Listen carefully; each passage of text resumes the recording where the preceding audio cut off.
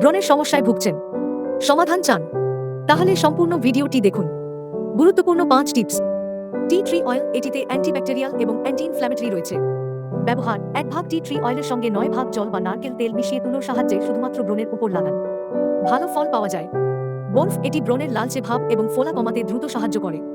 ব্যবহার: একটি পরিষ্কার কাপড়ে বরফের টুকরো জড়িয়ে 5 থেকে 10 মিনিটের জন্য ব্রণের উপর আলতো করে চেপে ধরুন। হলুদ ও মধু, হলুদ প্রদাহ কমাতে সাহায্য করে এবং মধুর অ্যান্টিব্যাকটেরিয়াল গুণ রয়েছে। ব্যবহার: সামান্য হলুদ গুঁড়ো এবং মধু মিশিয়ে একটি পেস্ট তৈরি করে ব্রণের উপর 15 থেকে 20 মিনিটের জন্য লাগিয়ে রাখুন, তারপর হালকা গরম জল দিয়ে ধুয়ে ফেলুন। এটি ব্রণের উপর খুব ভালো কাজ করে।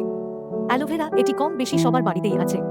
এটি ত্বকের জ্বালা এবং লাল ভাব কমাতে দারুণ কার্যকর। ব্যবহার: অ্যালোভেরা গাছের তাজা জেল সরাসরি ব্রণের উপর লাগান।